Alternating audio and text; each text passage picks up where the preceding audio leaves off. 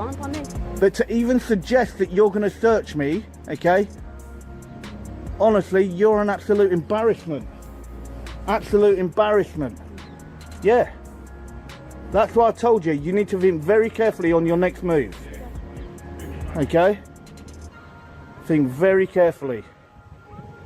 Okay? And when you put your camera on, you are meant to inform a member of the public. Yes, you are. It's in your code of ethics. Okay? So, and you need to look under section 3.5.5. Okay? And if you can't do that, then you shouldn't be doing the job. Okay? And that's why I said, make sure that you quote the correct part of section 43 if you're going to actually try and use that. Just make sure you try and use that. Okay? And as I said, then I will take out a case against you. No worries, no problem. Alright?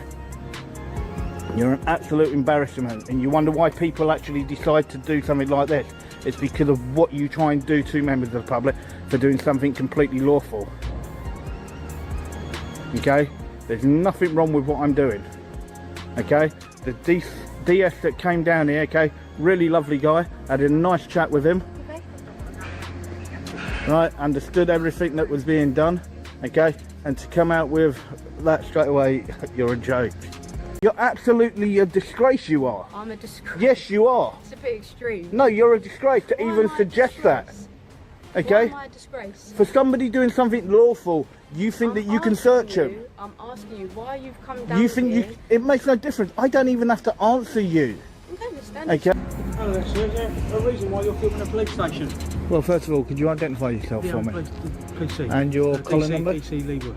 Your collar number, sir? So, shoulder number's 3158. Thank you very much, sir. That's all right. Is there any reason why you're filming a police station? Yep, for public interest, sir. Okay. In what respect? Just to see how well the local police get on with the local people. Okay, so... And in how they're actually treated. Okay, and is that in relation to yourself, or is it just... No, in general, sir. No? Okay, so how? I'm just intrigued how filming a police station is going to further that for you. Well, you don't see many actual police out on foot anymore. Oh, I see. Right. Okay. So the only way you can really actually get to see any number of police officers is actually at a police station. Okay. So is that what you would you like me to relay that back? You want more people on the street, in other words? Well, yeah, that'd be great, most of all. Okay. Okay. Do you feel there's a disconnection between yourself, between the actual local police and local people? The job I do, I don't really have that much to do with the local communities anymore in that respect, so I can't answer that. But that might be, if you feel that way, clearly I suggest then. Oh no, it's not just not myself. Okay, it's been widely known. Okay, that's the way that things are around here. How local do you live here? Do you live relatively local, like streets away, or on the borough, on Waltham Forest? I didn't say that I did, and I didn't say that I didn't. So. Okay, so no, I'm just asking because you're saying about disconnect about the area, so.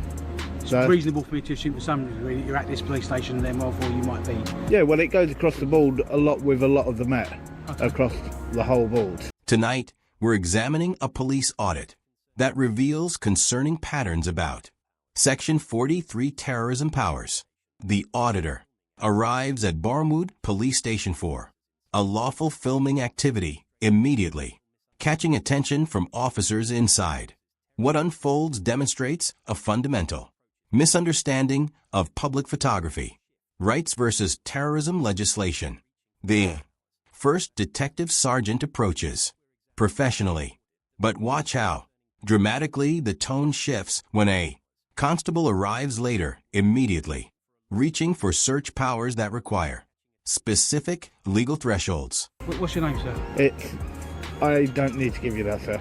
Well, I didn't say you did, I just asked your name so I can feed it back. And as I said, that Mr. John so-and-so but as I said, the disconnect between the public and the police. But as I said, that's something that you can still pass that complaint through. Yeah, I will do. Okay. Yeah. Well, I initially thought you might have been here complaining about the gate. It might be a local resident because the work on it stopped and the cars are taking up room. And that was what I was coming down just to say that we are chasing this up. That was a. Is this a current one that's just been built?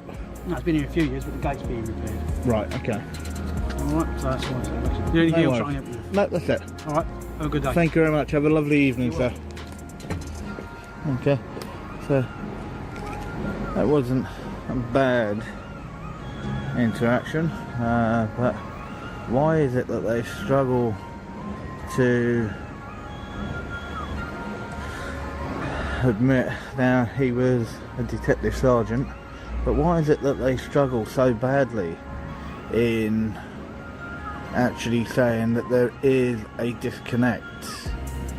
This is what I don't get. Why are they so afraid to say that there's a disconnect? Why? Well, it's because number one, they already know that the public has lost interest in the police. Okay, that's for one. Okay, and they just don't like it that it's now all going against them. The auditor raises a critical point about police-public disconnect that the detective struggles to acknowledge. The legal test here is simple. Filming in public requires no justification. Notice how the officer deflects rather than engaging with legitimate community concerns, revealing deeper institutional challenges about transparency and accountability. Hello, sir. You okay? I'm very good, thank you. Can I help you with anything? No, could you identify yourself first, please? Yeah, I'm a police officer. I've got my work card with me. How is it I can help you today? I didn't ask for any help. And your collar number, please. It's my shoulder number. Shoulder. It's 1968 November Echo. Thank you very much. What is it you're doing today? I'm filming. Pardon? I'm filming. Any reason what for? Yep, just to see how well that the police actually interact with local people. Alright. Are you from around here? Are you from this area? There's no point in fishing to whether or not I'm from round here or not. I was just asking, not It fishing should for make anything. no difference whether or not I was or I wasn't. Yeah. Okay. I'm just It's asking. just something that should happen. No worries. Obviously, you're filming a police station. There's no need for you to film a police station. Okay. I'm going to search you. Hang on. Well, first of all, let's just actually clarify this. Yeah. Okay. If you're going to use section 43, okay, don't just quote me a number, quote me the specific part of section 43 before you even attempt to do anything. Okay, because under section 43, I have the legal right to actually film a police station. I'm breaking no laws. Okay, a detective sergeant has only just been out here. Okay, so think very carefully before you even attempt to use section 43. Because if you go to use section 43, okay, I will sue you. Sue me for what? Okay, for an unlawful detainment. Okay. Why is it unlawful? Because it is perfectly lawful, exactly what I'm doing, filming the police station. You've asked me what I'm doing, I've given you a reason, okay? You just Now said it you're states filming that, the police yeah, station. and if you look under the section 43, okay, it is perfectly lawful for me to film a police station, okay, and section 43 cannot be used in the line of filming. I'm here to audit the actual police station, and if you care to actually look, because PC 11968 arrives and immediately escalates by suggesting section 43. Searches without establishing reasonable grounds. The rule is clear. Terrorism. Powers need genuine suspicion, not mere discomfort. Watch how the auditor correctly demands the officer quote specific legislation before any detention. A textbook example of knowing your rights during police encounters. you're a public service, okay, and I'm a member of the public, okay, and I'm entitled to do exactly what I'm doing. I'm just Okay, asking why. that's why I'm saying to you, you need to think very carefully now, and if you're going to use And I'm section asking you 43, why. if you're going to use section asking you 43, why. make sure that you quote me the correct legislation And I'm from asking you 43. why you feel the need to come out here and start filming the police station. Well, what gives you the right to abuse my rights? How am I abusing your rights? Because you're going to try and use the Terrorism Act, I haven't okay? even done anything yet. Well, you said you're going to search me. Okay, but I haven't done Okay. anything yet, have I? That's only because I'm challenging you. No, I'm asking Okay. you a question and, And you I- can't give me an and answer. I don't need to justify what I'm doing, okay? I've told you why I'm here, okay? And that's why I told you, think very carefully before your next step, okay? And if you need to call an inspector or a sergeant out, then I suggest you do so, Who is it okay? you just spoke to? A detective sergeant that was just out here, Did not say who it was. okay? Right, not say so who it think was. very carefully. Did they not Okay. say who it was? Well, just call through to your control room, they sent him out. This exchange demonstrates precisely why Section 44 was repealed. Officers attempting to Weaponized terrorism legislation against lawful activities. The legal principle. Suspicion alone doesn't create reasonable grounds. The auditor's firm stance here appears consistent with Home Office guidance that explicitly protects public photography of police facilities. No one called us. He's only come out, literally, he only just left me just as I walked this way.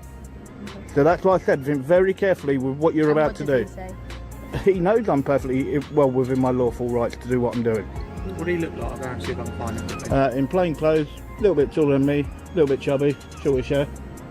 Suit. Yeah. Right, 2 seconds. Okay, looked like a dark blue suit.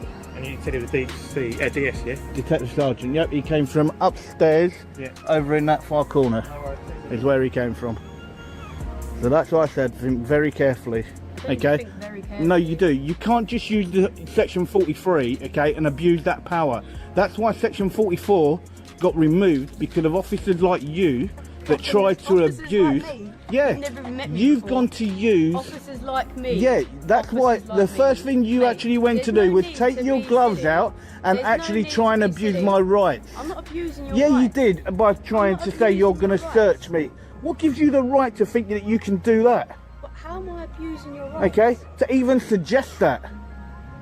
You're absolutely a disgrace, you are. I'm a disgrace. Yes, you are. It's a bit extreme. No, you're a disgrace to Why even am I a suggest that. disgrace?